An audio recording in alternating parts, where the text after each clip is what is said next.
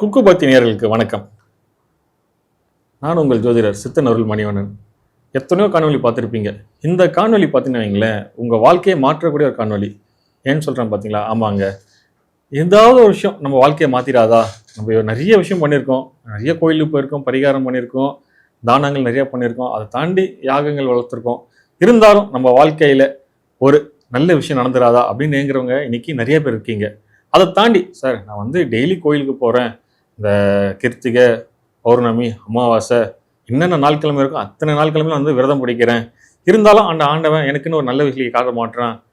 சிலர்லாம் பார்த்தீங்கன்னா சார் நான் வந்து அழகு குத்திப்பேன், ஆடி மாதம் வந்தால் தீமிதி எடுப்பேன், அம்மனுக்கு வந்து தீச்சத்தி எடுப்பேன், இருந்தாலும் அந்த ஆத்தா வந்து கண்ணை திறக்க மாட்டாளே, ஆயிரம் கண்ணுடைய ஆள் அப்படின்ற ஏங்குறவங்க நிறைய பேர் இருக்கீங்க. இவங்க எல்லாருக்குமான இந்த காணொலி தான்மா இது. குறிப்பாக சொல்ல போனாங்களேன், எல்லாரும் வந்து நிறைய விஷயம் பண்ணியிருப்பீங்க, பரிகாரம் பண்ணியிருப்பீங்க, எல்லாம் பண்ணியிருப்பீங்க. சரி, இருந்தாலும் உங்களுக்கு அந்த பரிகாரம் பண்ணனால ஒரு நல்ல விஷயம் நடந்திருக்கும்ல, ஏன் நடக்கல? என்னைக்கா யோசிச்சு பார்த்தீங்களா? கோவிலுக்கு போவீங்க, சாமி நல்லா கும்பிடுவீங்க, நிறையா வந்து விசேஷம்லாம் நிறைய பண்ணுவீங்க, இருந்தாலும் ஏன் உங்களுக்கு ஒரு நல்லது நடக்க மாட்டுது? அதுதாங்க விஷயம். ஏன்னு சொல்கிறோம் பார்த்தீங்களா, நம்ம பண்ணுற சின்ன சின்ன சின்ன ஒரு விஷயங்கள் இருக்குல்ல, அதுதான் வந்து நம்ம அந்த வாழ்க்கையை மாற்றுறதுக்கான ஒரு சந்தர்ப்பத்தை ஏற்படுத்தி கொடுத்தது. இதெல்லாம் நம்ம அறியாமல் பண்ணுற ஒரு விஷயம் தான். இப்போ எல்லாரும் கோயிலுக்கு போவாங்க, சாமி கும்பிடுவீங்க, சாமி கும்பிடும்போது யாரோ ஒருத்தர் மறைக்கிறாங்க அப்படின்னும் போது என்ன பண்ணுவீங்கப்பா, தள்ளுப்பா மறைக்காதப்பா அப்படின்னு திட்டுறோம்ல, ஆஷா ஒரு கோவமாக ஒரு கடிந்த சொல்கிறோம்ல, அந்த மாதிரி சொல்லாதீங்க. ஏன்னு பார்த்தீங்கன்னா, முன்னாடி இருக்கிற வந்து பார்த்தீங்கன்னா சுவாமியை வந்து கும்பிட்றாரு. ஏன்னா அவர் மனசில் இருக்க அந்த வேண்டுதலை வச்சு கும்பிடும் போது நம்ம அந்த வேண்டுதலை கலைக்கிறத பார்த்தீங்கன்னா நம்மள அறியாமல் பண்ணுற ஒரு பாவம் தான் இது. இது ஒரு பாவ செயல் தான். இப்போ கடவுள்ன்றது யார் தெரியுமாங்க? நீங்கள் கோயிலுக்கு போகிறீங்க, அந்த கர்ப்பகிரகத்தை பார்க்குறீங்க, அந்த சுவாமிக்கு தீபார்த்தனை காட்டுறாங்க, அந்த தீபாவளியில் சுவாமியை பார்க்குறீ, அந்த பார்த்த அந்த ஒரு செகண்ட் இருக்குல்ல, ஒரு நொடி, அந்த ஃபோட்டோ எடுக்கிற மாதிரி தான் அந்த கடவுள். அதாவது அந்த சுவாமி வந்து நம்ம மனசில் பதிக்கணும். நம்ம கண்ணை முன்னா அந்த ஃப்ராக்ஷன் ஆஃப் செகண்டில் அந்த பார்க்குற சுவாமியை நம்ம கண்ணை முன்னா அந்த சுவாமி தான் நம்ம கண்ணுக்கு தெரியணும். அதுதான் பக்தி. நம்ம அந்த கோயிலுக்கு வந்து எதுக்கு போகிறோம்? அமைதிக்கோசம் அங்கே போகிறோம், மன அமைதிக்கு, மன நிம்மதிக்கு தான் போகிறோம். அங்கே போயிட்டு நம்ம வந்து சண்டை சச்சரவோட போனீங்களா, அந்த மனசு வந்து அந்த கடவுளை நினைக்க விடாது. மனசில் பார்த்தீங்கன்னா என்னடா இவன் மறைச்சிட்டான், என்னடா இவங்க முன்னாடி போய் சாமி பார்க்குறாங்க, கூட்டமாக நெரிசிக்க, அதெல்லாம் யோசிக்காதீங்க. நம்ம எதுக்கு வந்தோம்? சுவாமி கும்பிட வந்தோம். இன்னும் குறிப்பாக சிலர்லாம் பார்த்தீங்கன்னா கோயிலுக்கு போவாங்க, ரெகுலராக போவாங்க, முக்கியமாக லேடிஸ். ஏன்னு சொல்கிறேன்னு பார்த்தீங்கன்னா, போகும்போது என்ன பண்ணுங்கன்னா மனசில் இருக்கிற வேண்டுதலை சொல்ல மாட்டாங்க. பக்கத்து வீட்டு கடை, அக்கம் பக்கம் கதை, அதை தாண்டி பார்த்தீங்கன்னா இன்றைக்கி சொல்ல போனாங்களேன், இந்த ரீல்ஸில் இதை வந்தது, இந்த சமையல் குறிப்பு, நாடக குறிப்பு, இதெல்லாமே தான் பேசிகிட்டு இருக்காங்க தவிர சுவாமியை நினச்சி வேண்டுதல் அப்படின்ற சொல்ல மாட்டாங்க. நம்ம வந்து சுவாமி கும்பிடுவோம், பக்கத்தில் ஒருத்தவங்க சுவாமி கும்பிட்டுருப்பாரு, அவருக்கு வந்து பார்த்தீங்கன்னா நமக்கு அதில் தேவையில்லை. ஏன்னு பார்த்தீங்கன்னா அவர் வந்து மனசார தியானத்தில் இருப்பாங்க. நீங்கள் என்ன பண்ணி பக்கத்தில் உட்காந்து மற்ற தேவையில்ல சமாச்சாரம்லாம் அங்கே பேசுவீங்க. அப்படின்னும் போது அவரோட அந்த இது என்ன மாறுதோ, அந்த டிஸ்டர்பன்ஸ் ஆகுது, அதுவும் பாவத்துக்கான செயல் தான். ஏன் இதெல்லாம் சொல்ல வரோம் பார்த்தீங்கன்னா, நம்ம கோயிலுக்கு போகும்போது எதுக்கோசம் போகிறோம்னா மன அமைதிக்கோசம் தான். ஒரு அமைதின்ற விஷயம் பார்த்தீங்கன்னா எங்கேயும் கிடைக்காது, அது கோயிலில் கிடைக்கும். குறிப்பாக சொல்ல போனாங்களேன், கோயில் மட்டும் இல்லைங்க, இதுதான் முக்கியமான விஷயம். ஏன்னா சித்தர்கள் ஜீவசமாதி. ஏன்னா நீங்கள் கோயிலில் போகும்போது சண்டை சச்சரவு சத்தம் முத்தம் எல்லாமே இருக்கும். ஆனால் சித்தர்கள் ஜீவசமாதி அந்த பக்கம் போகும்போது பார்த்தீங்கன்னா ஒரு அமைதி இருக்கும், ஒரு நிசப்தமாக இருக்கும், ஒரு சைலன்ஸ் இருக்கும். அந்த அமைதியை நம்ம உணரும் போது மட்டும்தான் பார்த்தீங்கன்னா நான் யார், நான் எதுக்கு இங்கே வந்திருக்கேன் அப்படின்ற விஷயம் புரியும். குறிப்பாக கோயிலில் போவீங்க, எல்லாம் பண்ணுவீங்க, அங்கே ஒரே சத்தமாக இருக்கும், நிம்மதியாக இருக்க முடியாது சார், ஒரே சத்தமாக பாட்டு சத்தம் அதுன்றீங்க. கரெக்ட், அதெல்லாம் தாண்டி நம்ம அமைதியாக இருக்கிறதுக்கான விஷயம் தான் யோசிக்கணும். இன்னொரு முக்கியமான விஷயங்க, நம்ம கோயிலில் விபூதி வாங்குறோம்ல, குங்குமம் வாங்குறோம்ல, அந்த விபூதிக்கு அவங்க எதுக்கு நம்மளுக்கு தராங்க சொல்லுங்கள்? வீட்டுக்கு எடுத்துன்னு வந்து 4 பேருக்கு கொடுக்கறதுக்கு தான், இல்லை அதை பத்திரமா மடித்து நம்ம வீட்டில் வந்து சுவாமி கிட்ட வச்சுக்கிறது தான். ஆனால் இன்றைக்கி எல்லாரும் அதை பண்ணுறோமா? கிடையாது. இல்லை, அங்கே இருக்க அந்த தூண்லேயும் சரி மற்ற விஷயத்துலையும் தான் விபூதியை வாங்குறோம், குங்குதம் தூக்கி அங்கே போட்டு வந்துடும். அந்த தூணில் இருக்க சிற்பம்லாம் பார்த்தீங்கன்னா சாதாரண விஷயம் கிடையாதுங்க, எல்லாத்துக்கும் ஒரு பவர் இருக்குது. நம்ம முன்னோர்கள் ஒன்றும் சும்மா வந்து கோயிலில் தூணை கட்டி அந்த தூணில் பார்த்தீங்கன்னா வந்து சிற்பங்களை வைக்கல. எல்லாம் பார்த்தீங்கன்னா வந்து தேவகணங்கள், பூத கணங்கள், ராட்சச கணங்கள், சில தேவதைகளை வச்சுருப்பாங்க. அவங்களுக்கும் பவர் இருக்குது. நம்ம போய்ட்டு அவங்க மேலே இந்த இதில் போட்டு வரும்போது பார்த்தீங்கன்னா சாபம் விடுவாங்க, நம்மளுக்கு தெரியாது. இதெல்லாம் வந்து பார்த்தீங்கன்னா நம்ம தலைமுறையை பாதிக்கும். குறிப்பாக பெண்களுக்கான ஒரு விஷயம் இது. இதை வாழ்க்கையில் கடைப்பிடிங்க. நம்ம விளக்கு ஏற்றுறோம், அந்த விளக்கு எதுக்கோசம் ஏற்றுறோம்? சுவாமி நினச்சி ஏற்றுறோம். அது எங்கே ஏற்றினாலும் அந்த ஒளி தானே, தீப ஒளி தானே. சிலர்லாம் நம்ம சுவாமி கிட்ட இருந்து வைப்பாங்க, சுவாமியோட வஸ்திரம் இருக்கும், துணி இருக்கும், அது மேலே படுமா, அது என்ன ஆகும் அடுத்து, அதெல்லாம் யோசிக்கிறது இல்லை. சுவாமி கிட்ட வச்சாதான் அந்த விளக்கு ஏற்றுனது வந்து பலன் கடன் ஒரு விஷயம் நினச்சிட்டு இருக்கீங்க, தப்புங்க. அந்த மாதிரி நினைக்காதீங்க. ஏன்னா கோயிலில் விளக்கேற்றுறதுக்கும் இடம் ஒதுக்கி வச்சுருக்காங்க, அங்கே ஏற்றுங்க விளக்க. சுவாமி கிட்ட வைக்கும் போது என்னாகுனா அந்த நம்ம ஏற்றி வச்சுட்டு போயிடுவோம், அடுத்த நிமிடம் பார்த்தீங்கன்னா அந்த விளக்கு பட்டு அந்த துணி ஏதாவது ஆச்சுன்னா அது யாருக்கு பாவம் வந்து சேரும்? உங்களை அறியாமலேயே உங்கள் தலைமுறையே பாதிக்கும்ல. இந்த மாதிரி தான் நிறைய விஷயங்கள் வந்து நம்மளை அறியாமல் செய்கிற விஷயங்கள் தான் வந்து பெரிய விஷயமா வந்து வாழ்க்கையில் மாற்றி விட்டுருது. ஸோ இதெல்லாம் வந்து நடக்காமல் இருக்கணும், இதெல்லாம் மாற்றணும் அப்படின்றது தான் ஒரு வழி தான் இருங்க சித்தர்கள் ஜீவசமாதி. ஏன்னா நீங்கள் கோயிலுக்கு போகிறீங்க, எல்லாம் பண்ணுறீங்க, சரி, வாழ்க்கை மாறணும்ல. அதனால கோயில் போகாதீங்கன்னு சொல்லலை. ஜீவசமாதி ஒரு விஷயம் இருக்குது, சித்தர்கள் ஜீவசமாதி இருக்குது. அதை பற்றி தான் உங்ககிட்ட சொல்ல போகிறேன். ஏன்னா நீங்கள் ஜீவசமாதிக்கு போனீங்கன்னா இந்த பிரச்சனைகள் எல்லாமே வந்து பார்த்தீங்கன்னா வாழ்க்கையில் இருக்க அத்தனை தடைகளும் இன்னல்களும், குறிப்பாக சொல்ல போனால் நீங்களேன் நிறைய பேருக்கு பார்த்தீங்கன்னா காரிய தடைகள் இருக்குது, பித்ரு சாபங்கள் இருக்குது, பித்ரு தோஷம்னுவாங்க சிலருக்கு. இன்னும் சிலருக்கு குறிப்பாக சொல்ல போனாங்களேன் இந்த 90 கிட்ஸ், இயர்லி 2K கிட்ஸ் கல்யாணமாக இருக்கும். என்னன்னு கேட்டிங்கன்னா செவ்வாய் தோஷம்னுவாங்க. அதுவும் குறிப்பாக இப்போ வந்து பார்த்தீங்கன்னா காலசர்ப்ப தோஷம்னு சொல்கிறாங்க. இதெல்லாம் தாண்டி வந்து ஏன் உங்களுக்கு கல்யாணம் ஆகலை? நீங்கள் காலசர்ப்ப தோஷத்துக்கு ஆகட்டும், பித்ரு தோஷத்துக்காகட்டும், மற்ற எல்லாத்தையுமே வந்து பரிகாரம் ஒரு விஷயம் பண்ணிடுறீங்க. பரிகாரம் பண்ணால் உங்களுக்கு விஷயம் நடக்கணும்ல, காரியம் நடக்கணும்ல, ஏன் நடக்க மாட்டுது? யோசிச்சிங்களா நிற்காத ஒரு நாள்? ஏன் நம்மளுக்கு இந்த விஷயம் நடக்க மாட்டுது? நம்ம இவ்வளோ பண்ணியிருக்கோமே, ஏன் அதெல்லாம் நம்மளுக்கு நல்லது நடக்க மாட்டுது? இதுதாங்க விஷயம். ஏன்னா சித்தர்கள் ஜீவசமாதி நீங்கள் போகும்போது அங்கே வந்து பார்த்தீங்கன்னா உங்களுக்கான விஷயம் ஆட்டோமேட்டிக்காக நடக்கும். இது எந்த சித்தர்களுக்கு போய் வணங்கணும், எந்த ஜீவசமாதிக்கு போகணும் அப்படின்னும் போது உங்கள் ஜாதகத்தை பார்க்கும்போது பார்த்தீங்கன்னா அந்த கட்டத்தில் இருந்து சில விஷயங்கள் வந்து பிரபஞ்சத்தில் உணர்த்தும். அந்த சித்தர்கிட்ட போய் நீங்கள் பிடிச்சிட்டா போதுங்க, உங்கள் வாழ்க்கை, உங்கள் தலையெழுத்து எல்லாமே மாறிடும். அது எப்படியாப்பட்ட கிரக கோளாறாக இருந்தாலும் சரி, எவ்வளோ பெரிய கிரக தோஷமாக இருந்தாலும் சரி, சித்தர்கள் மாற்றி கொடுத்துருவாங்க. என்னங்க நீங்கள் கோயிலுக்கு தான் சொல்லுவாங்க, எல்லா ஜோசியரும் நவகிரக கோயில் போக சொல்லுவாங்க, இந்த கோயில் போய் இந்த பரிகாரம் பண்ணுன்னு சொல்லுவாங்க, நீங்கள் சித்தரை சொல்கிறீங்க அப்படின்றீங்க. உண்மைதாங்க, கோயிலுக்கு போனால் பலன் இருக்குது, நான் அது இல்லைன்னு சொல்லவே இல்லை. 100% எல்லாருக்கும் பலிக்குதா? ஏன்னா எல்லாருக்கும் அந்த கர்மான்ற விஷயம் இருக்குல்ல, அதுதான் விஷயம். ஏன்னா உங்கள் கர்மா வந்து உங்களை நெறிமணிக்கும்.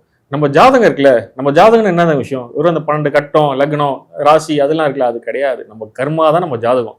நம்ம முன் வினையில் பண்ணிட்டு வந்த அந்த வினையை தான் இப்போ நம்ம அனுபவிக்கிறோம். சிலர்லாம் பார்த்தீங்கன்னா ஒன்றுமே பண்ண மாட்டாங்க, கோயிலுக்கே போக மாட்டாங்க, ஆனால் நல்லா இருப்பாங்க. ஏன்னு கேட்டிங்கன்னா அந்த கர்மா. சிலர்லாம் பார்த்தீங்கன்னா கோயிலாக சுற்றுவாங்க, நிறைய விஷயம் பண்ணுவாங்க, ஆனால் அவங்க எதுவுமே நடக்காது. ஏன்னு பார்த்தீங்கன்னா அதுவும் கர்மா தாங்க. இந்த கர்மா வந்து கிளியர் ஆகணும். எங்கே போனால் கிளியர் ஆகும்? அதுதான் சித்தர்கள் ஜீவசமாதி. சில ஜீவசமாதிக்கெல்லாம் போகும்போது அந்த ஜீவசமாதியில் இருக்க அந்த ஹிஸ்ட்ரி இருக்குல்ல, சுவாமியோட அந்த வரலாறு, அவர் பண்ண அந்த மகிமையில் இருக்குல்ல, அதெல்லாம் படிக்கும் போது பார்த்தீங்கன்னா ஐயோ இவ்வளோ பெரிய ஆளா நம்ம இந்த இடத்துல இருக்காரா அப்படின்ற மாதிரி நிறைய பேர் வந்து நம்ம சொல்லியிருக்காங்க. ஏன் இந்த மாதிரி இங்கே போயிட்டு வாங்க சொல்லும் போது பார்த்தீங்கன்னா அவங்களாம் போயிட்டு வந்து சொல்லுவாங்க, சார் இது எங்கள் வீட்டு பக்கத்தில் தான் இருக்குது, இத்தனை நாள் போனதில்லை, சின்ன இடம் தான் சார், அது பார்க்குறதுக்கு ஏதோ பிள்ளையார் கோயில் மாதிரி இருக்கும், ஆனால் நீங்கள் போக சொல்லாமல் போகும்போது தான் அங்கே அவ்வளோ பவர் இருக்குன்னு தெரிய வந்தது. அவர் சாதாரணமான இல்லை, அவ்வளோ பெரிய மகிமைகள்லாம் பண்ணியிருக்காங்க, நிறைய விஷயங்கள்லாம் பண்ணியிருக்காங்க அப்படின்ற விஷயம் தெரிய வந்தது அப்படின்ட்டு சொல்லி நிறைய பேர் சொல்லியிருக்காங்க சொல்லும்போது. ஏன்னா நீங்கள் ஜீவசமாதிக்கு போக போக என்ன ஆகுன்னா உங்கள் ஜாதகம் கட்ட வேலை செய்யாதுங்க. இதுதான் ரகசியம். சித்தர்கள் சொன்ன உண்மையான ரகசியம் இதுதான். ஏன்னா நம்ம இடைக்காட்டா இருக்கார்ல, அவர் பார்த்தீங்கன்னா நவகிரக விஷயத்தை மாற்றி வச்சாரு திருவண்ணாமலையில். இடைக்காட்டை பற்றி தெரிஞ்சவங்களுக்கு தெரியும். இந்த மாதிரி தான் அவர் மட்டும் இல்லை, எல்லா சித்தர்களும் குறிப்பாக பார்க்கும்போது பார்த்தீங்கன்னா ஒவ்வொரு ஜீவசமாதியும் ஒவ்வொரு விசேஷம் இருக்குங்க. அதை வந்து நம்ம அங்கே போய் அதை அனுபவிக்கும் போது தான் வந்து நம்மளுக்கான அந்த விஷயம் எப்போ மாறும், தலையெழுத்து எப்போ மாறும், ஏன்டா நம்ம வாழ்க்கையில் நல்லது நடக்காதா காத்திருக்காங்களே அவங்களுக்கான அந்த விஷயம் அங்கே நடக்கும். ஏன் குறிப்பாக சொல்ல வந்து பார்த்தீங்கன்னா இன்னைக்கு பார்த்தீங்கன்னா சனியோட பிரச்சனை இருக்குது, 7.5 சனி, அஷ்டம சனி, அர்த்தம சனி அப்படின்னு சொல்கிறீங்க. ரெண்டாவது பார்த்தீங்கன்னா வந்து ராகு கேது, அது ஒரு பிரச்சனை பண்ணுது. குரு, எல்லாருக்கும் குரு நல்லதான் பண்ணும், ஆனால் குரு வந்து பார்த்தீங்கன்னா குரு இருந்த இடம் வேஸ்ட்டு. அதே மாதிரி குரு உச்சமாக இருக்குது, அங்கேயும் பார்த்தீங்கன்னா ஒன்றும் நடக்காது. கடகராசிலாம் பார்த்தீங்கன்னா நீங்கள் யூடியூப்ல ஆஹா ஓஹோன்னு சொல்கிறீங்க, கடகராசிக்காரங்க போய் கேட்டால் தான் தெரியும் குரு முடிச்சோம். ஐயா நீங்கள் வேற ஏங்க குரு உச்சன்றீங்க, நான் வாங்குற அடி எனக்கு தாங்க தெரியும் அப்படின்னு சொல்லி இருக்கிற 12 ராசிக்காரமே வந்து பார்த்தீங்கன்னா இன்னைக்கு எல்லாருமே வந்து ஆஹா ஓஹோன்னு இருக்காங்களா, ஒரு கேள்விக்குறி இருக்குல்ல. ஏன்னா தசா புத்தி ஒரு விஷயம் வேலை செய்யும், அதை தாண்டி நம்ம கர்மா தான் அங்கே நிறைமை நிற்குது, நம்ம யாருன்ற விஷயம். நான் அதை சொன்னல சைலன்ஸு, அதை வந்து நீங்கள் கோயிலில் போனால் அனுபவிக்க முடியுமானா ஒரு சின்ன டவுட்டு தாங்க. ஏன்னு சொல்ல பாருங்களேன், எல்லா கோயிலும் பார்த்தீங்கன்னா நீங்கள் கூட்டம் நிரம்பி வழியுது. அப்படின்னும் போது கோயிலுக்கு போகிறீங்க, சுவாமி கும்பிட்றீங்க, எல்லாம் சரி கரெக்டு. அந்த இடத்துல உட்காந்து ஒரு 5 நிமிஷம் உங்களால் தானம் பண்ண முடியுமா? இல்லை பண்ண மாட்டீங்களா? ஏன்? அங்கே போனால் ஃபோட்டோ எடுத்து ஸ்டேட்டஸ் போட தான் பார்க்குறீங்க, ரீல்ஸ் எடுக்க பார்க்குறீங்க. எதுக்கு அங்கே கோயிலுக்கு எதுக்கு போகிறோம்? கடவுளை நினைக்க தான் போகிறோம். அங்கே போய்ட்டு அதை தாண்டி மற்ற எல்லா விஷயத்தையும் அங்கே தான் பண்ணுறோம். ஏன் இந்த மாதிரி பண்ணுறீங்க? அந்த மாதிரி பண்ணுறதுனால தான் நம்ம வாழ்க்கையில் எந்த ஒரு விஷயமும் மாற மாட்டுது. அதே மாதிரி சித்தர்கள் ஜீவசமாதிக்கு போகும்போதும் சரிங்க, அங்கெல்லாம் வந்து பார்த்தீங்கன்னா அவங்க லைவாக இருக்காங்க. நம்ம அங்கே உட்காந்து அந்த தியானம் இருக்குல்ல, துணை யாருக்கும் தியானம் வராது, கண்ண மூடி உட்காரும் போது தான் அந்த ஃபீல் என்னன்னு தெரியும். குறைஞ்ச ஒரு ஜீவசமாதிக்கு போனீங்கன்னா குறிப்பாக 1 மணி நேரம் உட்காரணுங்க. ஏன் அந்த 1 மணி நேரம் பார்த்தீங்கன்னா முதல்ல ஒரு 15 நிமிஷம் உங்கள் மனசு வந்து அலைப்பாயும், என்னடா இந்த இடம் இப்படி இருக்கே, யார் இவங்க அப்படின்ற எண்ணம் ஓட்டம் ஓடும். அடுத்த ஒரு 15 நிமிஷம் பார்த்தீங்கன்னா மற்ற விஷயங்கள ஓடும். ஆஹா இஎம்ஐ கட்டணுமே, ஃப்ரெண்ட் ஒருத்தன் வர சொல்லியிருக்கான், ஆஃபீஸில் இன்றைக்கி ஒரு கால் இருக்குது, ஃப்ரெண்டு ஒருத்தன் வந்து இன்னைக்கு இந்த இடத்துக்கு போகலான்னு சொன்னானே, என்ன ஆச்சு ஏதாச்சுன்னு ஒரு கணக்கு ஓடும் மனசுக்குள்ளே. அடுத்த விஷயங்களா அடுத்த ஒரு 1/2 மணி நேரம் எதுக்கு நம்ம இங்கே வந்து உட்காந்தோம், என்ன நடக்குது, ஏன் அப்படின்ற விஷயம் ஓடும். அப்புறமா தான் அந்த கடைசி 15 நிமிஷம் இருக்குல்ல, அங்கே தான் வந்து சூட்சமாகவே இருக்குது நம்ம ஆன்மா இருக்குல்ல. அப்போ உங்களை அறியாமல் நீங்கள் கண்ணை மூடுவீங்க. கடைசி ஒரு 40 நிமிஷம் கழிச்சு உங்கள் கண்ணை மூடும் போது பார்த்தீங்கன்னா நம்ம ஆன்மா இருக்குல்ல, அந்த ஆன்மா வந்து வெளிப்படும், அங்கே இருக்க பரமாத்மா கூட கனெக்ட் ஆகும். அப்போ தான் வந்து நம்ம எதுக்கு இந்த பூமிக்கு வந்தோம், நம்ம யார், நான் யார் அப்படின்ற அந்த உணர்த்தில் வந்து அந்த இடத்துல புரியும். அப்படி தான் சொல்லுவாங்க சிலர்லாம். சார் நான் ஜீவசமாதி உட்காந்தேன் சார், நீங்கள் சொன்ன மாதிரி 1 ஹவர் உட்காந்தேன், திடீர்னு பார்த்தீங்கன்னா ஷாக் அடிச்ச மாதிரி இருந்தது, முதுகுலாம் பார்த்தீங்கன்னா பயங்கரமாக ஒரே பெயினாக இருந்தது, என்னன்னே தெரியல, ஏதோ புது அனுபவமாக இருந்துன்னு சொல்லுவாங்களே, அதுதாங்க விஷயம். குண்டலினி விஷயம் இருக்குல்ல, அதெல்லாம் அங்கே போனால் நடக்குங்க. எடுத்தோன்னே நான் குண்டலினி பயிற்சிலாம் பண்ண சொல்ல மாட்டேன். அங்கே போகும்போது நீங்கள் யாருன்ற விஷயம் தெரியும். அதுக்கப்புறமா நீங்கள் ரெகுலராக போக போக நான் யாருன்ற விஷயம் உணர்ந்துருச்சுன்னா, நான் ஆன்மா இருக்கலாம், அது வழி நடத்த ஆரம்பிச்சிடும் உங்களை. அப்படின்னும் போது எவ்வளோ பெரிய பிரச்சனை தான் இருந்தாலும் சித்தர்கள் ஜீவசமாதிக்கு போகும்போது அது நிதர்சனமாக கிளியர் ஆகுங்க. ஏன்னா என்னோட அனுபவத்தில் சொல்கிறேன், எவ்வளோ பேர் வந்து பார்த்தீங்கன்னா வாழ்க்கையில் வந்து எனக்கு நல்லது நடக்காதா அப்படின்ற ஏங்கிட்டு இருக்கிறவங்கலாம் பார்த்தீங்கன்னா ஜாதகம் பார்க்கும்போது சொல்லுவாங்க, சார் இந்த மாதிரி ஏகப்பட்ட ஜோசியரை பார்த்துட்டேன், நிறைய பரிகாரம்லாம் பண்ணிட்டேன். குறிப்பாக சொல்ல போனாங்களே, என் பொண்ணு வந்து கல்யாணம் ஆன 3 மாதத்துல வந்து ஹஸ்பண்ட் பிரிஞ்சு வந்துட்டா. 2 பேருக்குமே வந்து இன்னைக்கு வரைக்கும் ஒன்றும் சேரல. கல்யாணம் ஆகி 3 வருஷம் ஆயிடுச்சு. எந்த ஒரு முன்னெடுப்பும் இல்லை. வீட்டிலேருந்து எந்த யோசிச்சாலும் சரி, ஏதாவது பிரச்சனை வந்துட்டு இருக்கு, என்னங்க பண்ணுறதுன்னு கேட்குற நிறைய பேர் இருக்காங்க. அவங்களெல்லாம் பார்த்தீங்கன்னா ஜீவசமாதிக்கு போங்கன்னு சொல்லுவேன். ஜீவசமாதிக்கு போகும்போது பார்த்தீங்கன்னா நிறைய விஷயம் மாறுங்க.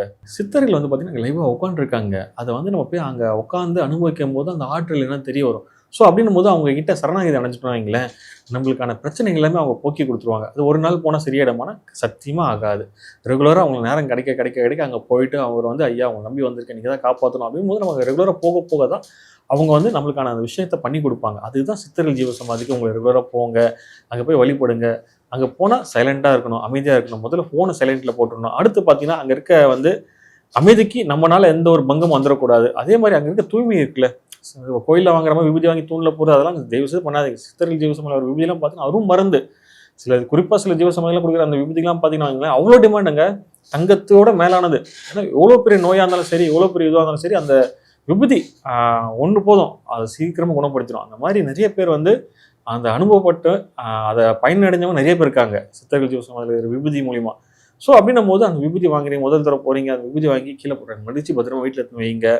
நம்மளால அந்த தூய்மைக்கும் அங்கே இருக்க அந்த சரௌண்டிங்கில் இருக்க அந்த சைலன்ஸுக்கு அந்த இதுவும் வராமல் நம்ம பார்த்துக்கணும். அங்கே போய் உட்காருங்க, மனசார வேண்டுங்க. அப்படின்னும் போது எவ்வளோ பெரிய கிரக தோஷமாக இருந்தாலும் சரிங்க, இந்த நவ கிரகத்தில் உண்டாக்க எவ்வளோ பெரிய வந்து என்னதான் ஆகட்டுமே அதெல்லாம் சரியாயிடும். இன்னும் குறிப்பாக சொல்ல போனாங்க, சில வீட்டிலலாம் பிளாக் மேஜிக் ஒரு விஷயம் இருக்குங்க. அதுக்கெல்லாம் பார்த்தீங்கன்னா இன்னைக்கு பிளாக் மேஜிக் எங்கள் வீட்டில் இருக்குது, அது சரி பண்ணணும். நீங்கள் ஒரு யார்கிட்ட அணுகுனாலே போதும், 1 லட்சம் கொடு, 2 லட்சம் கொடு, உங்கள் வீட்டில் பெரிய பிரச்சனை இருக்குது, இந்த மாதிரி இது வச்சுருக்காங்க அதெல்லாம் வச்சுருக்காங்கன்னு சொல்கிறாங்களே, அவங்களுக்குலாம் வந்து ஒரு சிம்பிளான ஒரு விஷயம் தாங்க.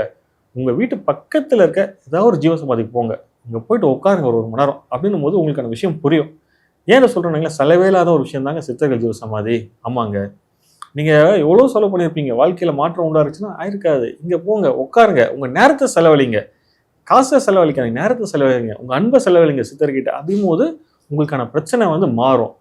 குறிப்பாக வந்து 12 ராசிகள் வந்து எந்தெந்த ஜீவசமாதிக்கு போகலாம், எந்த சித்தரை வணங்கலாம், எந்த சித்தர்கிட்ட எந்த டைமுக்கு போனால் அவங்களுக்கான வாழ்க்கைக்கான அந்த விஷயம் மாறும், இதெல்லாம் பார்த்தீங்கன்னா சூட்சமான விஷயம். ஏன்னா உங்கள் ஜாதக கட்டத்தை பார்க்கும்போது தான் வந்து சில விஷயம் உணர்த்தும் பிரபஞ்சத்துலேருந்து. சித்தர்கள் வந்து ரகசியங்க இது. ஏன்னா வந்து எல்லாராலையும் சித்தர்கிட்ட போக முடியாது.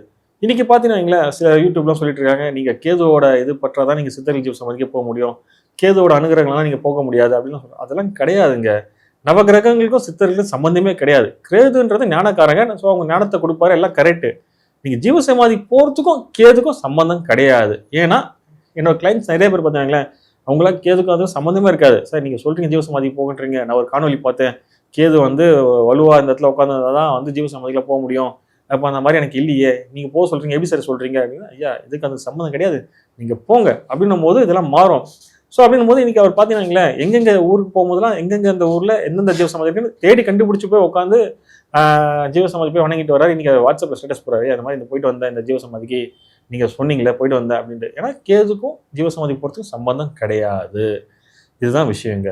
ஏன்னா குறிப்பாக ஜீவசமாதிக்கு போனால் உங்கள் வாழ்க்கையில் அனைத்து பிரச்சனையும் தீரும். ரெகுலராக போங்க. அதனால் வந்து இவ்வளோ பெரிய வந்து பார்த்திங்கன்னா பயனடைஞ்சிருக்காங்க சித்தர்கள் ஜீவசமாதிக்கு போக போக. அப்படின்னும் போது இதை வந்து நீங்கள் போகிறதுனால உங்கள் வாழ்க்கை மட்டும் மாறுதில்லை, அடுத்து உங்கள் பசங்களோட வாழ்க்கை, உங்கள் குடும்பத்தில் இருக்க ஏதாவது பிரச்சனை, உங்களை சார்ந்த இருக்க உங்கள் பிரச்சனை எல்லாமே நீங்கும். அதுதான் வந்து குறிப்பாக வந்து இந்த ராசி நட்சத்திரம் அதெல்லாம் எதுவுமே கிடையாது. என்றைக்கு ஃப்ரீயாக இருக்கீங்களோ அன்றைக்கி சித்தர்கள் ஜீவசமாதிக்கு போங்க. போயிட்டு மனசார 1 மணி நேரம் உட்காருங்க. உட்காரும் போது தான் வந்து அதுக்கான விஷயம் என்னன்றது உங்களுக்கு புரியப்படுங்க.